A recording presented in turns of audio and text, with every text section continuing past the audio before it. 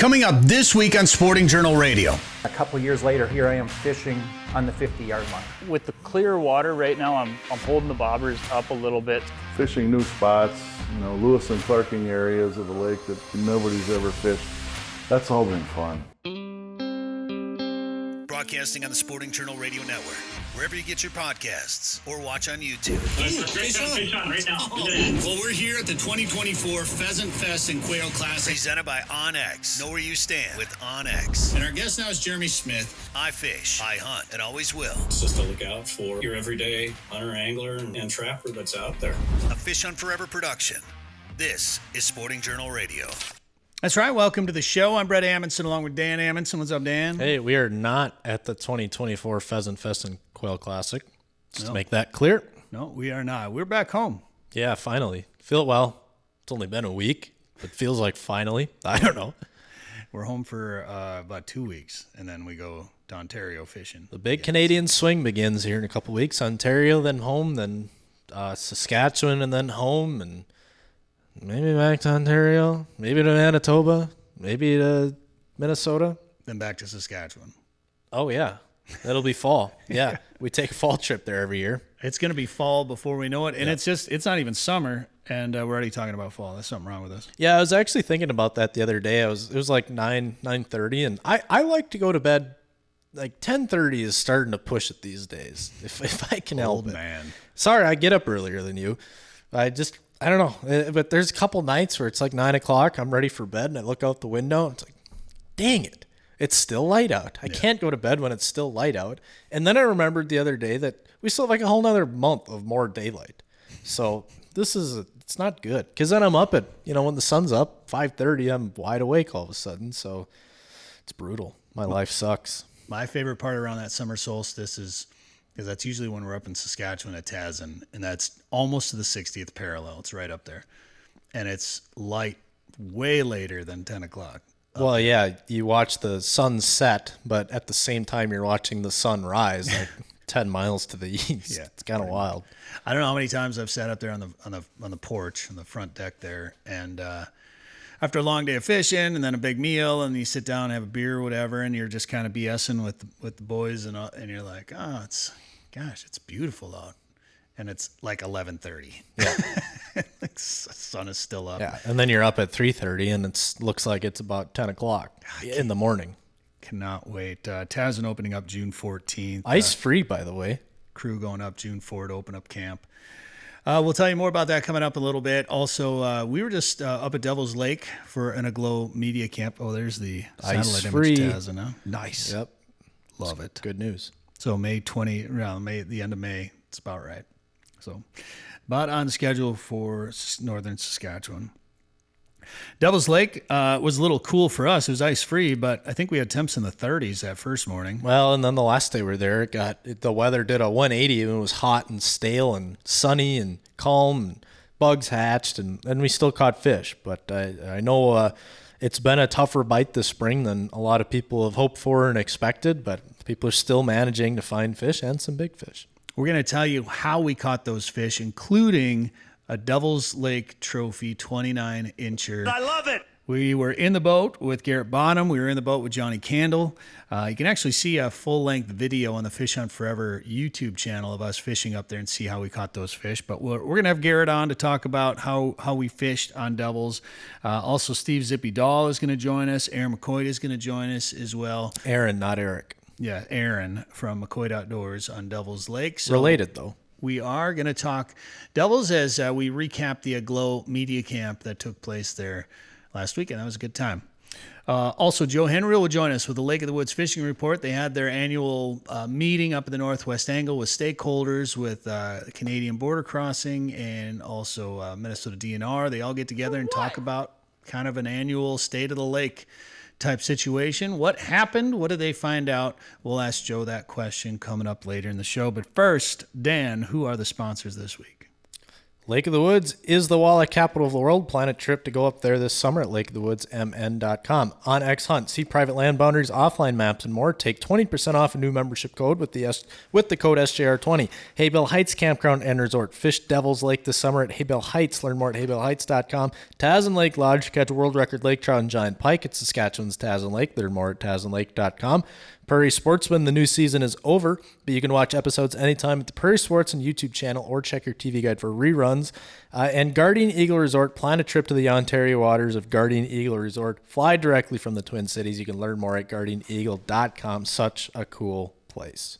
All right, it is time for some headlines, ladies and gentlemen. Go? I swear this, but here it is. Headlines.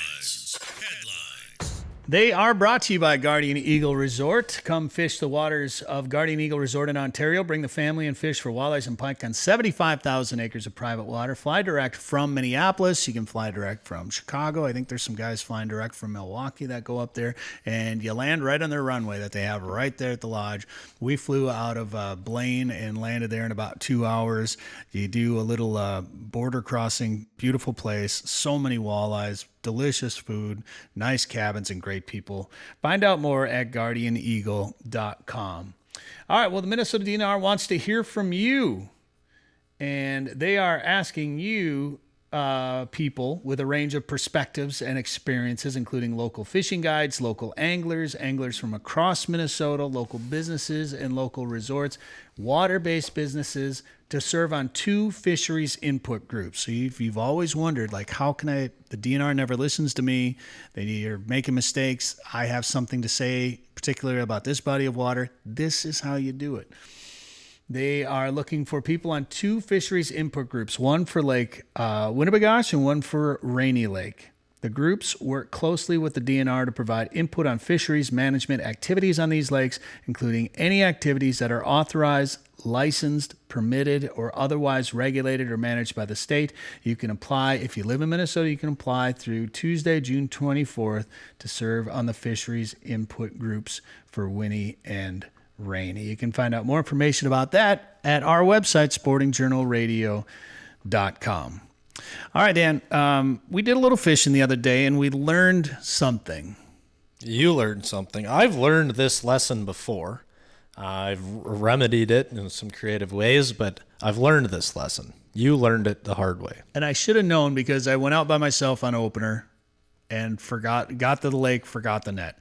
Didn't need it, but realized when I got out there that I forgot it. And when you and I fished the other night, also forgot the net again. I was like, whatever, it's not a big deal. And what happened?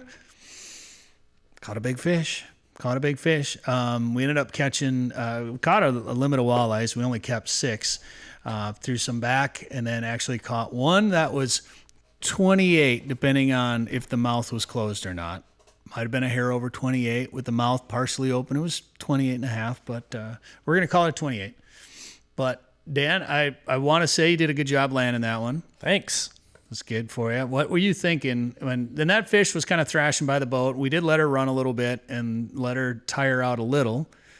I couldn't see over the gunnel when you actually grabbed it. Was she playing nice for you?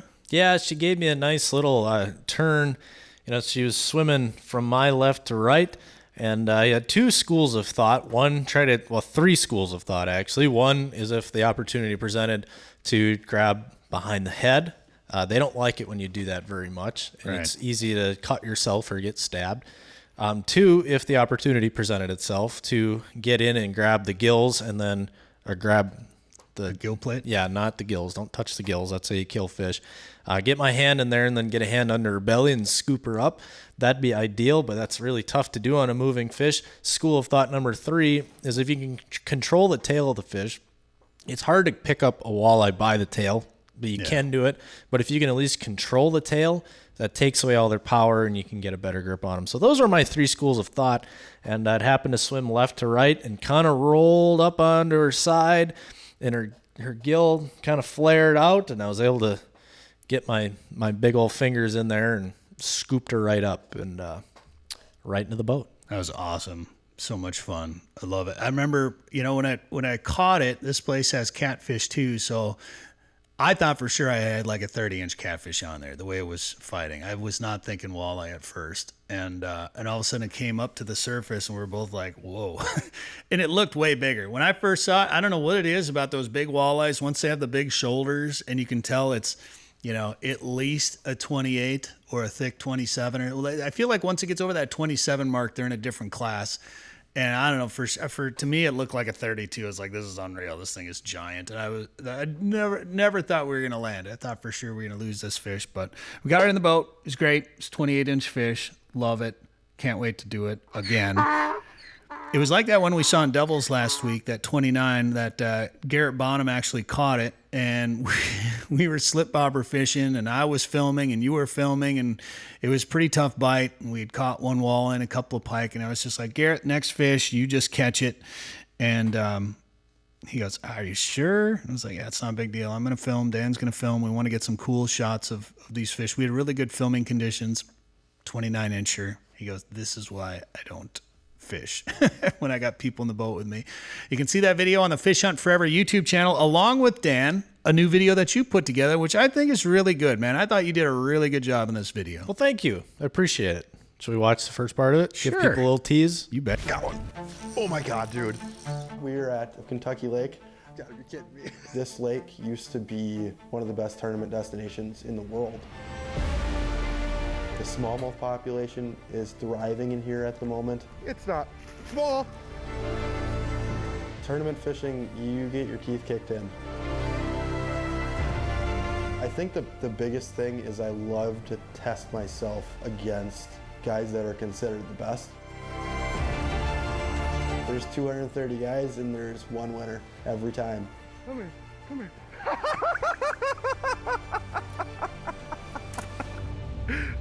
This is getting comical. Check that out on the Fish Hunt Forever YouTube channel right now. All right, Joe Henry's got a Lake of the Woods fishing report coming up later in the show. We'll also check in with Aaron McQuoid, Garrett Bonham, and Steve Zippy Dahl for more from our Aglow trip to Woodland Resort Devil's Lake when we come back. Now is the time to start thinking about chasing big walleyes on Devil's Lake. Get on the fish at Hay Bale Heights Campground and Resort. Hay Bale Heights makes it easy for you to make memories on legendary Devil's Lake with guided fishing and lodging packages. Or bring your own boat and rent one of their cabins on East Bay. Hay Bale Heights offers a private marina, fish cleaning station, and the opportunity to relax and enjoy your bucket list trip to Devil's Lake, North Dakota. To book your trip, visit haybaleheights.com. That's haybaleheights.com. All right, so now we're joined by Steve Zippy Dahl from Perch Patrol here up at Devil's Lake. How you doing? Good. Good. I'm finally glad to have you on the show. Yes, awesome. It's been a while. So we're here for an Aglow Media Camp right now, and we're just kind of hanging out at Woodland Resort. It's the weather isn't perfect out there today, but that's all right. You know, it's raining and different when it's 70, 80 degrees, but when it's 38 degrees and rain. Yeah. It's a soaking rain, and it just chills you to the bone. Which is crazy when it was 90 degrees last week. Man, we had 8 days of 93 degrees or better, and fishing was awesome, and they were in the shallows like they normally should be this time of year. And since then, we've lost 21 degrees of water temperature. That's insane. Yeah, it's crazy. So The fish like that, though. Well, they don't make it easy for us. God dang. How many years have you been fishing this lake? I grew up, born and raised here, so, you know, as a child quite a bit. My grandfather kind of got me into fishing, and I've been guiding and owning the Perch Patrol for 30 years, so. 30 years. Yeah. All right. It's been a fun lake to fish on. It's changed immensely. Quadrupling in size with all the flooding that we had from 92 to 2011, and you know, since then it's kind of fluctuated a little bit, but seems to be within 3 or 4 feet. So was 2011? Is that when they put the outlets in? Yeah, I think so. Right around there. I mean, it's And the outlets there's 3 of them, and they're called emergency outlets to kind of try and help maintain and drain the water a little bit. As a fisherman, we really don't want that. We like the high water. Yeah. But, you know, it's needed too, because we dropped a couple feet and then they were, you know, draining the lake. And we lose more to evaporation than really what they're draining. It's like draining a swimming pool with a drink straw, you know, but you know, then all of a sudden we got heavy snow and we got a lot of runoff and the lake went up 3-4 feet. So imagine if we wouldn't have been letting water out, you know. This year it went up 3? That was, no, this was about 3-4 years ago. Okay. So, you know, I guess the problem is, you know, you could go to a local restaurant in town and ask 25 people what level the lake should be, and you get 42 different answers. Right. So, well, it was a big deal. I remember I was doing radio in Fargo when all Yeah. that stuff happened, and it took a long time for those outlets to actually Yeah. become implemented. And Canada was fighting it a little Yeah. bit, and it was a process. well, it kind of got to the height where, you know, the old outlet that they talk about was filled in with silt back in the 30s. That was starting to seep. So, do you want the water? The water's going to come. Like, do you want it controlled or uncontrolled? You know, so you know, there was a stop log dam structure that was built, and that's where Canada kind of accepted that, you know, it needs to be controlled. And yeah. so, Well, there were some crazy years there in the late 90s and early 2000s with flooding and Yeah. flood retention between the Red River Valley and Canada, and you know, and then throw in Devil's Lake. And when you talk about the size of it, you know, where did it start and how many? Because it actually is a couple of lakes now. Basically, oh, more than that, yeah. I mean, we've, you know, 1446 elevation, it joins up with Stump Lake, which is a lot of water. That's a big lake too. You know, Pelican going north, and then the feeder lakes kind of up north of Highway 2 and stuff. And yeah, it's an amazing fishery if you go to the furthest point to the northwest to the furthest point to the southeast, it's, you know, 85 miles of water. Yeah, you know, so big. it's big. It's big, but you know, even on days like this when it's windy, you can find some places to fish. Oh, definitely, yeah. You know, Which is nice.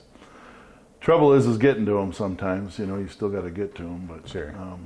But yeah, I mean, our guide service, we typically trailer our boats every day, so you know, we put in closest to nearest where we're going to fish and try and keep people out of the big waves and stuff, because it can produce some good rollers out there on 30-mile-an-hour wind days.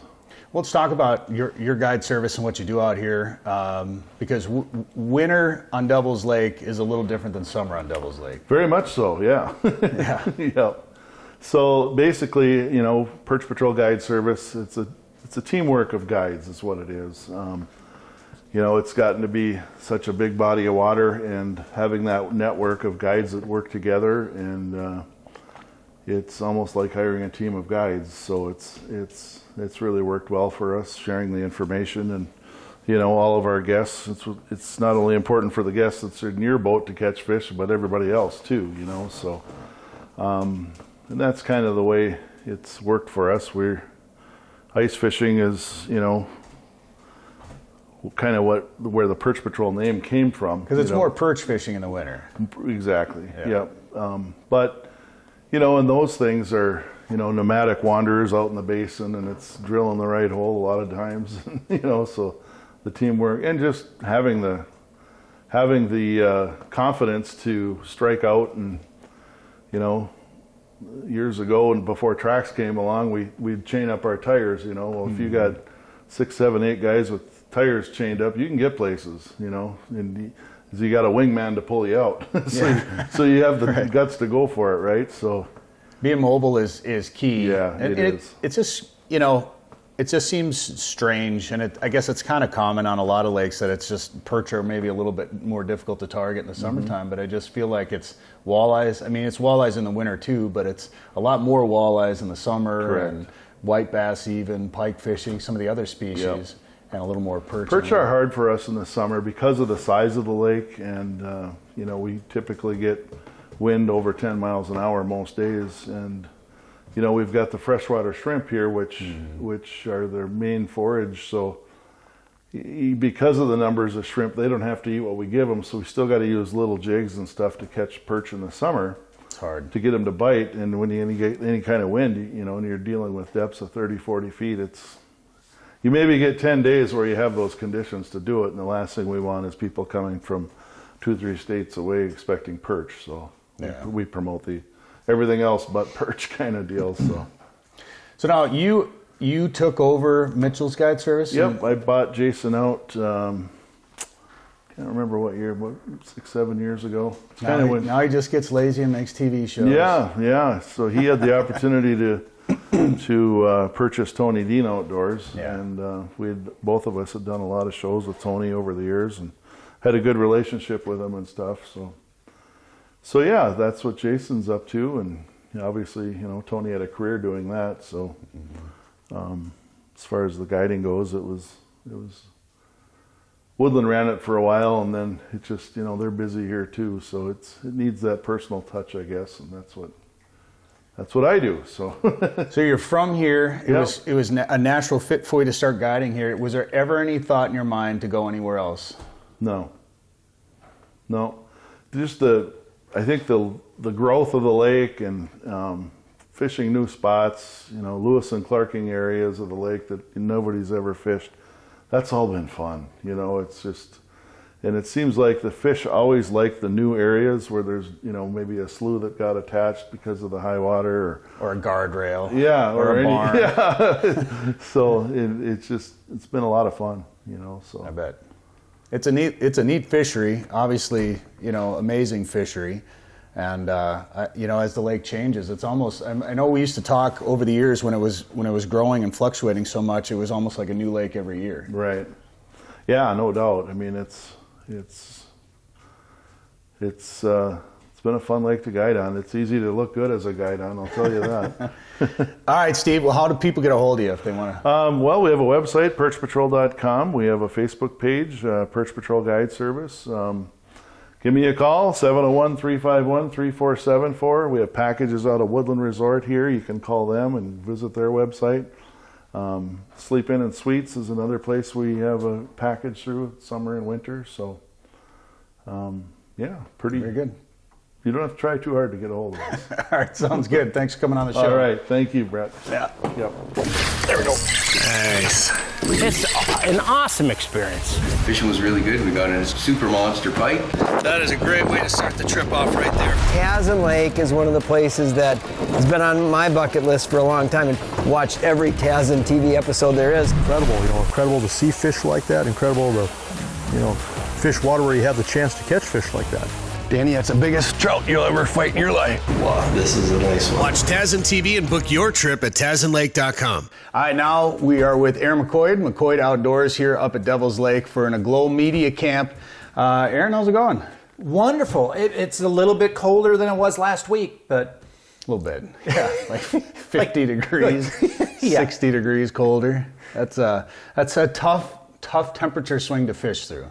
It is. But the nice thing up here is there's still different shorelines. There's different things we can do. And now today it is going to be a little too cold to get out, too windy. So there is other things to do in Devil's Lake. Absolutely. And we're also wanting to learn a little bit more about the history here, and some of the people are here. Now, people might recognize your last name and think about the Mille Lacs area a little bit. That's where you're originally from. Yes, I did the first 15 years of guiding on Mille Lacs Lake and with the family, and grew up on a farm, ended up going to resort, and then I came out here. I just enjoyed the resort life, and I kind of fell in love with it out here.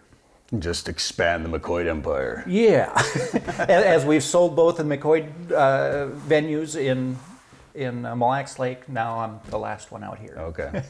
So Minnewacan, that's had quite the history with Devil's Lake, that area. That's where you're at, right? That is where I'm at.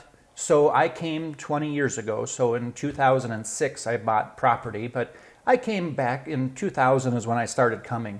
So I've watched 9.5 feet of water come up. That's crazy. So many people were, why are you buying a house in town that's going to go underwater? Right. Well, I just hoped.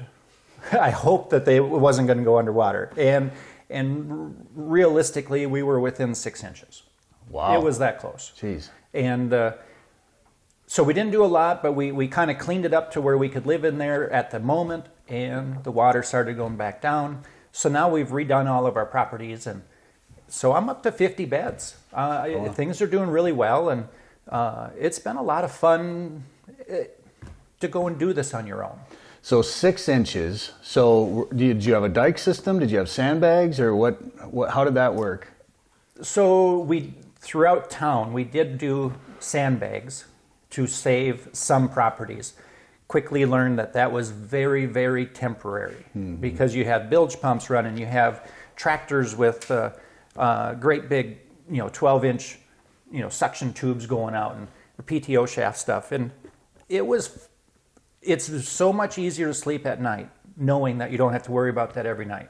Yeah. So, Yeah. But yes, we did have all that going on, and it's I don't know. So we're down 5 feet from 2011. That was our high point. That was okay. I was just going to say, because I lived in Fargo, and I think it was either the 09 or 2011 year flood that, and I lived right off the Red River in town. Okay. But we had a big dike that the railroad track was on, so we were pretty safe. Like if the water came over that dike, downtown was in trouble. Sure. But that was close enough that year that we had sandbags around the little houses in my area, my neighborhood right there, and then I had the toilet off my basement floor. I had my washer and dryer lifted up. Like it was getting close. Yep. But so that was 2011. Yep. Okay. 2011, I believe July 6th or so thereabouts. If you look back in the history books, that was the high point of Devil's Lake. So we're down about 5 feet. We do a lot of fishing 5 feet and less. So when that water was coming up, even though I fished basically 125 days a summer, it felt like a whole different lake. I mean, you go out there and you fish this shoreline, and all of a sudden, the next year, that shoreline's not there. Yeah. I'm like, boy, does this look different. It looks like little islands here or there and not structures, so. Yeah, I mean, we were just talking about it, that when that lake was fluctuating as much as it was over the years there, it was almost like a new lake every year. You almost had to go out and learn, new structure. Right. So one of the odd things, we're always fishing something new, and it came right down to it where we needed, wherever the horse places were, they must have more protein or whatever, but all of a sudden there's more bait up around those areas where the horse pastures were, Really? more so than the cow pastures. And it's like, well, this is odd. It must be just the bay. Interesting. But that was unique. I mean, it was just different all the time. And where we watched the train go across the lake, all of a sudden 2 years later, we're driving our boats over the tracks. Yeah. They took the tracks, the rails out in Pelican, but then all of a sudden we're driving across it. We were watching football games there in Minnewacan, and all of a sudden, a couple years later, here I am fishing on the 50-yard line. It was so odd. What? Right downtown Minnewacan. Oh my gosh. No, the football field's still underwater, but just all of the cattails changed its unique way of fishing back in there. So we can't really fish it much anymore. But boy, that was phenomenal when that was going. I mean, it's too bad something like that happened, of course. Absolutely. But how insane is, I mean, Devil's Lake was the first time I've ever pulled spinners along guardrails. Yep. I mean, the amount of things that you fish, the types of structures, man-made type structures that you fished in this lake, that people have fished in this lake, it's crazy. So, and that goes all the way back. So I was in 2020 was my first year coming out here, fished as a pro. My amateur that was in the boat with me, he kept looking over at my screen, and I'm like, what are you looking at? He goes, well, we're going over my farm. I'm curious if we're going to see any of the silos. And I'm like, what? I'm like, I got to talk to you more about this. I don't want to do it at 50 miles an hour. I'm not paying attention. So It gave us something to talk about. But that was interesting. Did you find the silos? No. I didn't take time to go back to look for them. That wasn't where I was fishing. We did take forth, however, fishing in a tree grove right on the edge of somebody's house.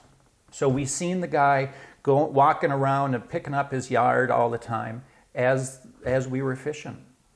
It was just crazy. You don't ever see that kind of stuff. I remember one of the first times I fished here, and the guide had his GPS pulled up, and then he had an overlay of an old satellite image so we could see where the tree groves were and what it looked like before it flooded. Yeah. And I mean, my head exploded when I saw that. I mean, what a brilliant idea, first of all. So Doc Sampson put that together. Okay. And Warren Parsons is the guy that does a lot of the behind-the-scenes work. So you can buy that chip for a Lowrance machine right now for $100. Oh, wow. Talk about invaluable information. So when you went over that farm and he said, I want to see if my silos are still, like how deep was it? Like, I mean, like he's talking about the foundation of the silo or like actual? Well, we were in about 14 to 18 foot of water at that time.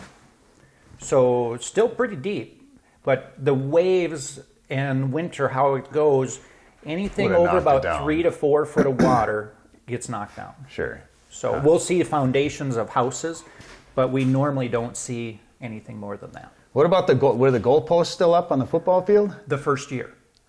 Yep. The first year they were. Jeez. The lights were still there. What? I really, really, really wanted to contact the city or the school and see if I could have them turn on the lights for one time.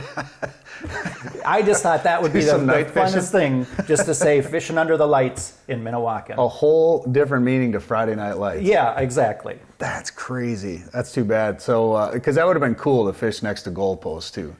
That would have been wild. Right. So was somebody able to pull them out of there, or did they just? They did pull them out. Okay. Yeah. Huh. Wow. Well, how is this year gone for you out here? So far I've actually been out 7 days so far. The first 2 days we were about 8 to 10 fish each day, bobber fishing. But this year was a different year than most. We found some 90-degree weather already, and we were up to pulling spinners. Really? And catching close to 80 fish a day already. Well, just 90 degrees. Wednesday. It's like July already. Right. So we were only talking 4 days ago. So now it's in the 30s. Yeah, now it's in the 30s. Sounds like North Dakota. Yeah. That's funny. But I do enjoy that. Every day is something different out here. Mm-hmm. So I moved here 20 years ago, and I'm really glad I did. It's been a lot of fun. Oh, it's a great area. It's a great fishery, of course. Aaron McQuoid, how do people reach you and jump in a boat with you or stay at your place? So you can find me on the website, McQuoid Outdoors. You can call me on my phone number. It's 701-351-6058. And you can do it on your own. We got do-it-your-own trips, or I got a full guide service where you don't need to bring anything, and we'll take it from there. All right. Very good. Thanks for being on the show. Thank you. Sick of eating tag soup? It's time to own your odds this fall with OnX Hunt, the GPS hunting app trusted by millions of hunters. Now you'll have access to nationwide public and private land ownership information, waypoints, optimal wind for each stand, tracks, and much more. All at your fingertips. Go to onxmaps.com/hunt and use code SJR20 at checkout to receive 20% off your membership. That's code SJR20. All right, we're in the boat on Devil's Lake right now. Garrett Bonham is our guide, Bry's Guide Service. How's it going, man? It's going good. Had a good day on the water here. It was a fun day, and you know, when it comes to fishing, you can have big quantity days, you can have big fish days, you can just have good weather can make it enjoyable. We had pretty good weather today. There's a bug hatch, which can get a little annoying at times when bugs are landing on your face. Yep. Sometimes it can affect fishing, but when we put that last fish in the boat today, that just makes you, even if you have a slow day, that makes up for it. Yeah, it was definitely a quality over quantity type day. We've had a lot of weather changes in the last couple days, and I think that's definitely hurt us a little bit, but yeah. I think we're on our way out. Looking at that 10-day forecast, things are going to be up and up, and we made the best of our conditions today, and we got it done in a good way. So we're recording this at the end of an Aglow Media Camp. We've been up here for 3 days now. We actually had a rain day where we decided to stay in and get some interviews done and do some Aglow business and learn a little bit more about the area, and then fish for 2 days out here. And the first day of fishing, it was cool. Water temps had dropped significantly from that stretch of really hot weather that you guys had. 'Cause you guys had like 8 days of 90-degree weather or something like that? Yeah, we had a lot of hot days stretched in a row, and then our water temp just got up there, and then we had a couple cool rainy days, and we dropped 15 to 20 degrees depending on what part of the lake you were on. And then things had kind of stabilized, and then this last little rain, round of rain and everything, it dropped it even more. So I think we were 5 degrees different than what I was the couple days before being out on the water. So we are kind of back up now. We're 4 degrees warmer than what we were when we hit the water this morning. So I think we're just going to see that change more and more the next couple days. Well, I'm not sure what the air temp is, but I think it was supposed to be mid-60s today. We got a hot sun, not a lot of cloud cover, light winds. So that's going to warm things up in a hurry. And yesterday when we fished, we got out on the water, I think started fishing around 9 or something like that, fished till early afternoon. And the first hour or two, we were pitching jigs and we were finding walleyes, and we were finding some nice ones, and actually put 6 of them in the live well. And then you guys showed up, and then the weather changed a little bit. The wind picked up, it started raining, and everything kind of shut off a little bit. I'm going to blame you guys and not the weather, but weather can affect the fish. Yeah, and so we started out this morning. We figured we'd go check out some stuff that held fish yesterday, and thought maybe with a little change of conditions, those fish would maybe bite a little bit better, and they kind of disappeared. We spent probably an hour and a half casting this morning, and it was pretty quick to see that was not the play today. We weren't seeing a whole lot. The water was clear. Could see the bottom at about 5 feet of water, so we pushed out a little bit, and now we've been bouncing around between 10 and 20 feet of water, and we're definitely seeing more fish. Getting them to bite's been a little bit hard, but when you get the right ones to bite, it works out.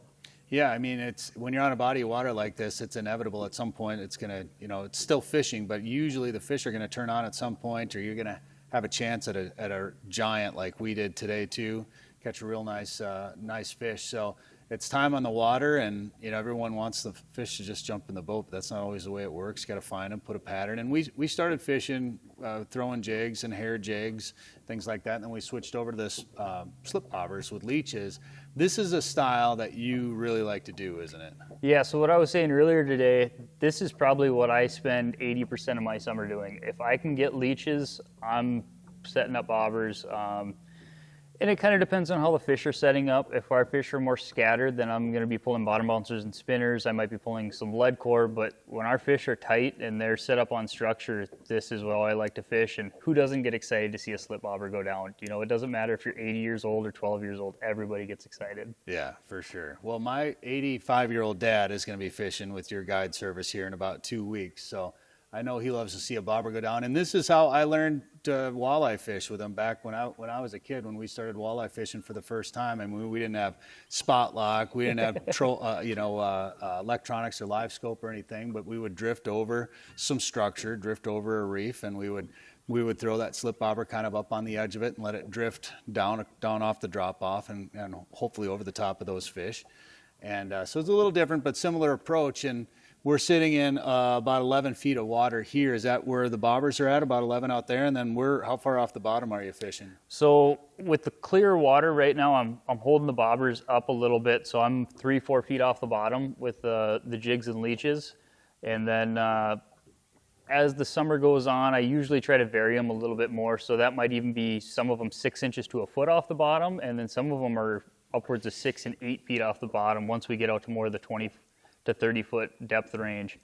So right now, yeah, we're kind of, I'd say 2 to 3 feet off the bottom, and these fish seem like they don't have any problem coming up and checking them out. And I think you get a little bit more of a reaction bite than holding that leech right in front of their face. They come up, they can look at it, they don't have to go check anything out, but you get that thing up there a little bit, they got to chase it a little bit, and it might draw in their buddy too that sees it, and all of a sudden he sees another one that's up high, and you might be able to double up. So I think it just gives you a little bit more action.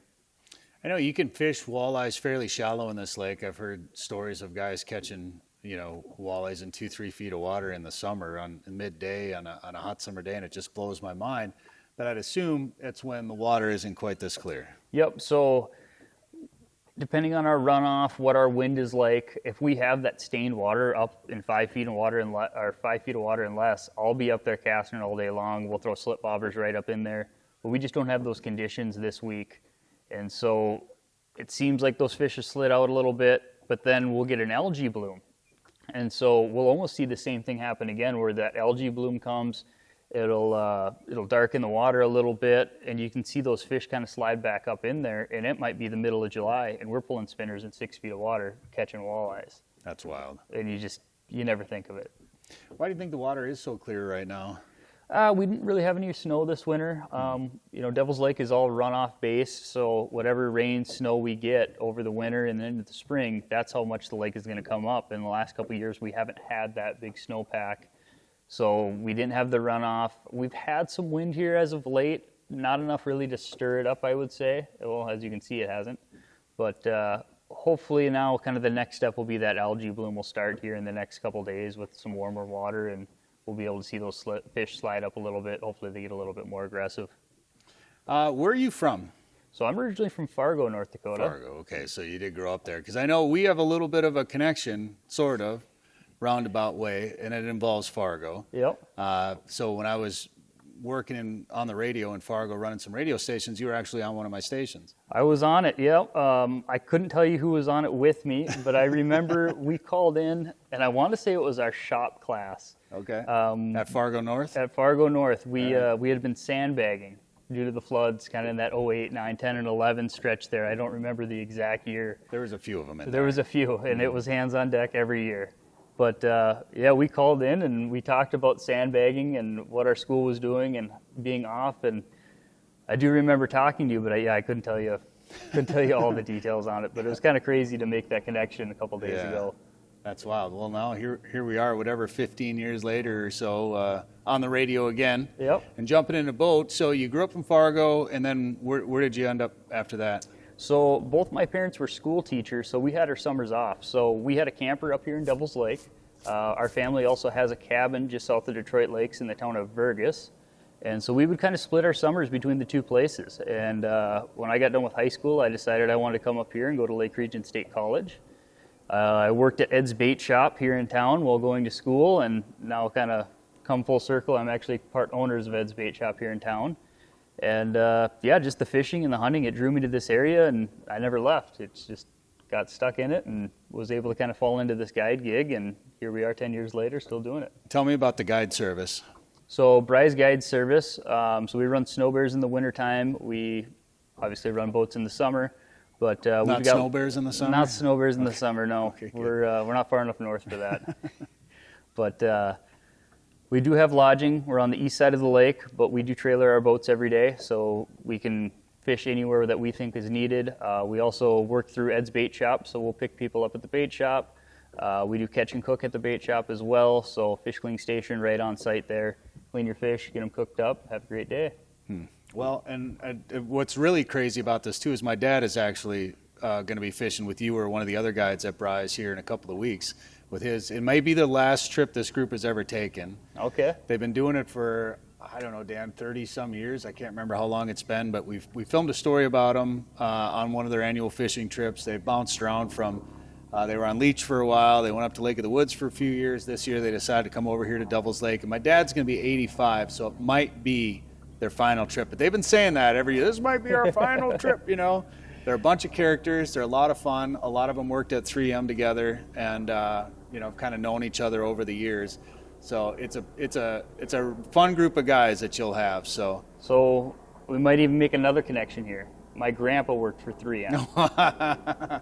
Oh boy, where at? In St. Paul. It's at headquarters. Okay, well my dad was in human resources there for a long time. So who knows? We might even be able to make another connection crazy. there. It's insane. All right, well, and Bry's Guide Service has been around for a long time. Yep, so Bryce started this in the early 2000s. So he started off, he was a school teacher, just like my dad was, and it was a summertime gig for him, and he was able to make it work, and now it's a full-time gig for him as well. So it's kind of funny how different lives do different things and cross paths and how everybody ended up coming around. And so, yeah, no, it's been a good deal. Cool. All right, man, well, I appreciate you taking us out. And if people want to book a guide trip with you, do you have some openings? How do they reach you? Yeah, so you can check out brysguideservice.com. There's an availability page on there, so you can check out what things are looking like. June's looking pretty booked up as of right now. July, there's a few holes. August, a few more holes. So yeah, can give that a look. You can check out the bait shop. We've got Facebook, edsbaitshop.com, or Ed's Bait Shop on Facebook, and then the website as well. We try to do a weekly fishing report on there. So check us out. All right. Garrett Bonham, appreciate it. Thanks a lot. Thank you. If you want to catch a big walleye, go where the big walleyes are. Lake of the Woods is the walleye capital of the world, with a variety of resorts and lodging facilities offering full-service fishing. Lake of the Woods is also home to sturgeon, sauger, perch, trophy pike, muskie, smallmouth bass, burbot, and more. Plan your trip to Lake of the Woods today. Go to lakeofthewoodsmn.com. That's lakeofthewoodsmn.com. All right, talking more walleye fishing with Joe Henry now from Lake of the Woods Tourism. Joe, how's it going? Hey, Bret. Boy, I'll tell you what, man. We got a good bite going on Lake of the Woods right now. Man, it is a good bite. Well, I want to ask you about that, and I want to talk about a couple of things because Dan and I have been doing a lot of fishing with artificial, and we even caught some walleyes the other day without using our live scope. Can you believe it? No live bait and no live scope. But what? Huh? What? Huh? I mean, I love using, forward-facing sonar. I really do, because you learn a lot, and it's just, it's more efficient. But it's not. You don't need it to catch fish, especially up at a place like Lake of the Woods. And I know you were up fishing at the Angle recently, weren't you? I was, yeah. I do. I do a meeting up there. We call it a resort stakeholder meeting, where we get a bunch of agencies and resorts and guides and stuff together, and to have a meeting. And traditionally, I got a few family members that go up and they fish while I'm working. And then normally I get one day with my family to fish before I have to, shoot home and get back at it. And this year it happened to me, my brother and my sister that were up there, and it was windy for the times they fished. So they fished close to home, and even just fishing close to where they were staying up at the Angle, they caught some nice fish off the dock. They got some crappies, some jumbo perch, some pike, just for fishing right offshore. It's pretty darn good. And then, the one day I was able to go out with them, it was a little bit windy in the morning, so we fished. We looked at a map, and I picked out a couple of spots that look real fishy, which up at the Northwest Angle is not hard to do because there's so many islands and structure and reefs and everything else. But we picked out a couple of spots that looked fishy on the leeward side of the island because the wind was going pretty good, and fished the Minnesota side. We did not go into Ontario this time. And, we were jigging here and jigging there, kind of doing a milk run, going spot to spot. And we caught a few nice fish. We got some bass and some pike. We get a walleye here, a walleye there, keeper here, a keeper there, and just picking at them. Well, finally, I'm like, you guys, we're not on a big pot of fish. Why don't we pull cranks? And why don't we just go on a milk run pulling cranks? And let's target some of these underwater points and things. So we did that. And it's interesting because I was driving my brother's boat. He had a boat with like 150 horse that would troll down to about 2.2, 2.5, something like that. So we were able to use a big motor in the steering wheel. And I'd be going along shore, targeting 6 to 9 feet of water using, Rapala scatter wraps. And those scatter wraps are the ones, you guys, that have that rounded bill. And when they go along, they got that minnow, and they kick to the side. They kick left, they kick right, and that sort of thing. But and that gold color in Lake of the Woods is always good. In fact, it wasn't just gold. I think we had a fire tiger going and a clown color going as well, and they worked pretty good too in that stained water. But anyway, we're trolling. It's funny because we'd be trolling along, and all of a sudden these underwater points with rock come out pretty quick. So I'd be going along and be 9 feet. All of a sudden 8, 7, 6, 5, 4. Whoa. Sharp left turn, so you're not going to hit rocks. And, we had to do a little bit of that once in a while. But overall, targeting points that came out from the islands and shorelines, and then where there's rock rubble versus flat rock. That rock rubble, that crushed rock on shore, that's better structure usually. And we targeted that and caught some nice fish. We got a multi-species, nice smallies, some nice pike, and some nice walleyes too. Some of the walleyes are too big to keep. They're in that protected slot of 19.5 to 28. Got some nice eaters once in a while that were under that 19.5. And then when the wind died, late afternoon, I said, hey guys, before we roll, there's one spot I want to try. It's kind of a long series of rock piles that top out at 6 feet of water, and they come off of an island. And we went and we went in that area, and the wind had died real nice, and nobody was around, and we started trolling right away. We had a nice walleye, and then boom, another one, then boom, another one. I mean, we were on walleyes. It was crazy. And in fact, my sister, who doesn't fish very much, she maybe some of you guys can relate to this, but she would be watching her rod, and that rod would those walleyes would hit it with just ferocity, and that thing would just bend and torque. And she'd scream, and then she'd say she had a rock, and I'd look at her rod, and I'd say, nope, it's bouncing. You got a big fish on there. So she'd pull in a big walleye, and I mean, for a while she had the hot hand. And, but we caught a combination of nice lot walleyes, eater walleyes, and on that rock pile there weren't as many, but we did catch a couple bass and a couple of pike. But boy, did we catch a lot of fish. I mean, they were just stacked on all parts of that reef. It was interesting when I cleaned those fish. I did find a fair number of crayfish in them too. So they were definitely getting some crayfish out of those rocks. But again, it's It's a story of having one day for me to fish. I wasn't on a pile of fish, even though jigging is the way to go this time of year typically. Pulling cranks it can always work. And we just covered water. And, there were some areas, you guys, that if we would have gone back and forth because we found fish, we could have just hammered them right there. But it was kind of fun going on a milk run. And then, when you're close to shore, you see the beauty and you see that the cabins look like and just the different kind of trees and landscape. And it's just neat being close to shore once in a while too. Very interesting. It's beautiful up there, Joe. And I'll never forget fishing with my dad. I think he was 80. I don't remember. He was in his 80s at the time. I think around 80, whatever it was. And we were fishing in his old boat, and we were fishing a really snaggy piece of structure up at the Lake of the Woods. I mean, every pass we were getting snagged up and, having to back up and turn around, get the snag out. I think we were pulling spinners. And my dad caught another rock, and I was like, dang it. So just as I was getting ready to throw the motor in reverse, all of a sudden I watched his rod tip go like that. And I said, Dad, that's not a rock. And it ended up being, I think it was 29 and a half up there at Lake. Oh, nice. Was the mouth open or closed? That's a good question. I don't care. And but it was a pretty cool story, and I'll never forget. It's one of those memories with my old man and his old boat up there. That was a really, really cool memory for me. And Joe, you were up there at Lake of the Woods with your family, which is great, making memories. But you were also up there doing some work. What did you hear from the stakeholders up there? Well, I mean, we got some reports from Canada Border Services Agency, and we just talked about things like the remote area border crossing permit.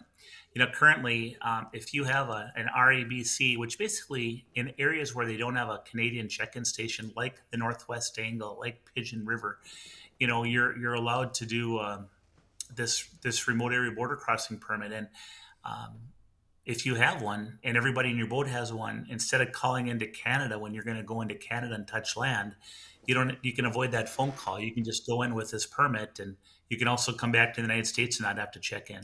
The permit's $30 Canadian. It's easy to get, and you can do it online, right? Well, a while back, CBSA said that they're going to change the application process with the permit. So what they've done is they said, if you have a permit since September of 23, you are grandfathered in through December 31 of 25 with your existing permit. If you don't have an RABC, there is not currently an application process that you can use to get one. So they're evidently working on that, but we have no timeline on that, and we don't know, when one's going to come out. So, or if an application process will come out. We talked about that. So there was no real update then from them on that. No. Well, the only update is they did tweak it so that, and that had been for a while now, that you're grandfathered in if you have the RABC. We talked about different things bringing over the border. We talked about, having a sealed container and being able to bring goods that you can't normally transport through Canada, through the United States if you had a sealed container. Some of our friends over in Point Roberts, Washington, which is another exclave, are able to do that. A little bit different circumstances, but we're looking into things like that. We talked about our U.S. guides having the ability to get work permits for Canada so they can guide in Ontario waters, and that's still all applicable. And just different topics. Yeah, we talked with, of course, the DNR Fisheries, gave a nice presentation about the state of the fishery on Lake of the Woods. They always do that each year, and they update it with new information from our creel surveys, which is creel survey is where they interview anglers about what they caught, how long they were fishing, things like that. We had information about netting, the new netting, and what the numbers were for netting. What kind of electroshocking results do they have in the Rainy River? They talked about they have a new deal where they're putting transmitters into sturgeon, and they have different buoys out on the lake that'll read those transmitters within about a quarter mile. And they talked about how they just kicked a very, very light kickoff last fall with just a few of the buoys out there and about 10 fish. And one of the fish they put in a transponder up in like Big Falls, which is a tributary to the Rainy River way up. And in 2 days, that fish was way out on Lake of the Woods, like 20 miles north.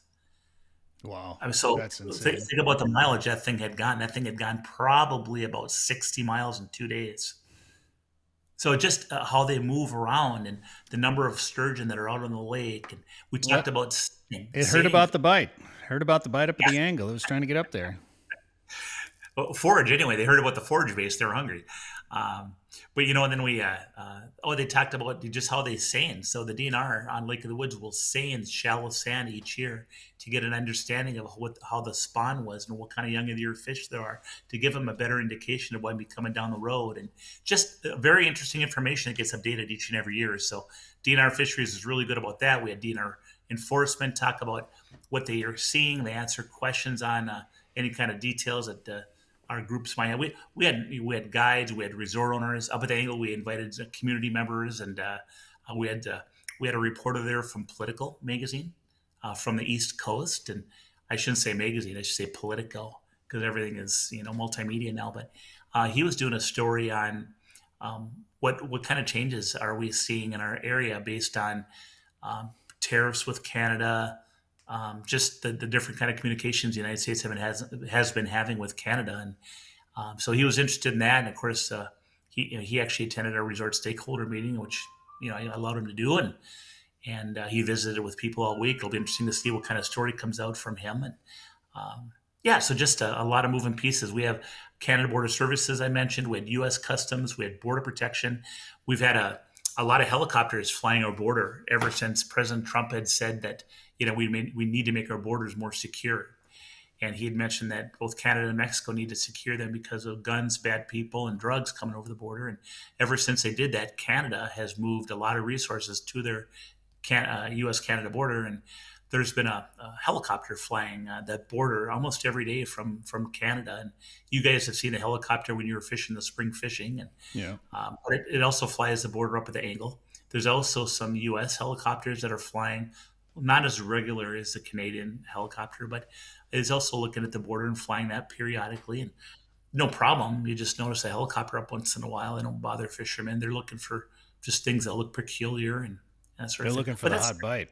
I get it. Yeah. It keeps following us everywhere we go. Everywhere. Everywhere we go fishing, we've had a helicopter around us. Seriously, every time we film a fishing show. Brett's measuring a walleye. Do they kind of ping you and say, "Hey, man, close that mouth"? Close that mouth. Pretty much. I think that's why they keep following us. But our last trip last week, we had a helicopter fly over both days we fished. In Florida, we had a helicopter fly over us when we're fishing. So they know when we're fishing and filming. They want to be on screen, apparently. Mm-hmm. It's kind of wild. Funny.